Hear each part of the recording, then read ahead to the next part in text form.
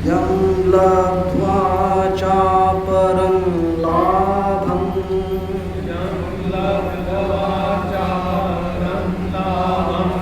मन्यते नाधिकं ततः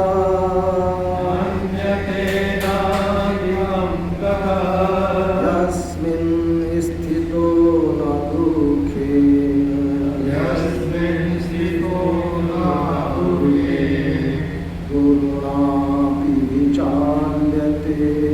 गुरुणापि विचाल्यते तं विद्याद दुःखसंयोग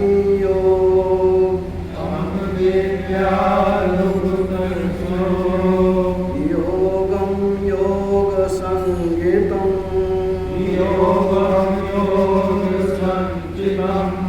स निश्चयेन योक्तव्यो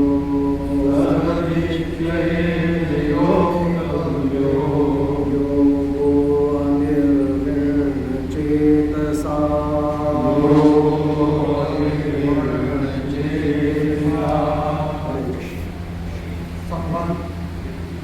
अपनी अपनी चेतना के अनुसार साधक तामस राज सुख में ही ऊंचा रहता है। इनसे ऊंचा सात्विक सुख है। अतः संभव है सात्विक सुख में ही अपनी साधना को मान लिया जाए, क्योंकि इन तीनों सुखों से सर्वथा भिन्न गुणातीत आध्यात्मिक सुख की कल्पना करना भी असंभव है। इसलिए भगवान श्री कृष्ण आध्यात्मिक सुख के अनुभव का वर्णन कर रहे हैं। आध्यात्मिक सुख की प्राप्ति ही ज्ञान योगी का लक्ष्य है। जिस नाम की प्राप्ति होने पर उससे अधिक कोई दूसरा नाम उसके मानने में भी नहीं आता, और जिसमें स्थित होने पर वह बड़े भारी दुख से भी विचलित नहीं किया जा सकता। जिसमें दुखों के संयोग का वियोग है उसी को योग नाम से जानना चाहिए।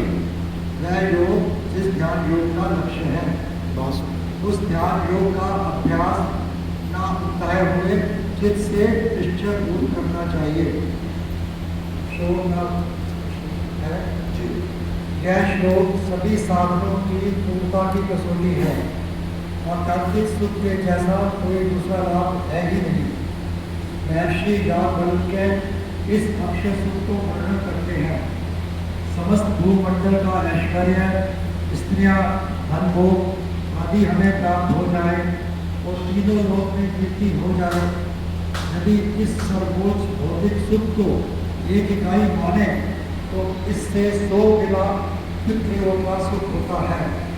उससे भी 100 गुना गंधर्व लोक का, फिर देवताओं का, फिर हजार देवताओं का, फिर प्रजापतियों का, और उसका भी 100 गुना ब्रह्मलोक का सुख होता है। लेकिन अक्षय सुख उस ब्रह्मलोक के सुख से भी अत्यंत लक्षण है। इसकी तुलना किसी से नहीं हो सकती, इसलिए इसे भूमा सुख कहा जाता है। भूमा अर्थात जो अपने जैसा आप हो। जितने भी दुख हैं वो प्रकृति से संबंध मानने के कारण है, जबकि योगी प्रकृति से संबंध विच्छेद करके अपने सर्वभूत सुख का अनुभव कर लेता है। इसीलिए बड़े से बड़ा प्राकृतिक दुख भी उसे चलायमान नहीं कर सकता। तम विद्या दुख संयोग का विद्या उसे जानना चाहिए। दुख संयोग वियोगम, जिसमें दुख रूप संसार के संयोग का वियोग हो। योग सचित ज्ञानविपम, योग नाम से शरीर संसार का संयोग माना हुआ है, क्योंकि शरीर संसार का वियोग भी नित्य है, जबकि परमात्मा के साथ हमारा संयोग नित्य है। शरीर संसार काल में भी हमें प्राप्त नहीं हो सकता। शरीर संसार के संयोग की प्रकृति मात्र है। वस्तुतः शरीर संसार का नित्य वियोग हो रहा है, और यही सच्ची और दामी बात है।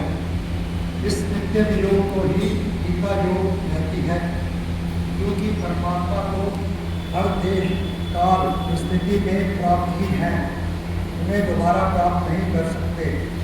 स्वामी स्वामी जी के अनुसार गीता में श्लोक भाई योग की पहली परिभाषा अर्थात समता का योग, समता ही योग है के बाद योग की यह दूसरी परिभाषा आई है। ध्यान योग का अभ्यास धैर्यपूर्वक फल प्राप्ति की व्यग्रता के बिना किया जाना चाहिए। थॉमस अल्वा एडिसन बिजली के बल्ब का आविष्कार करने से पहले 1000 बार अपने प्रयोगों में असफल हुए, लेकिन वे निराश नहीं हुए। उनका मानना था कि उनकी हर असफलता उन्हें सफलता की ओर एक कदम धकेल रही है। हरे कृष्ण। हरे कृष्णा हरे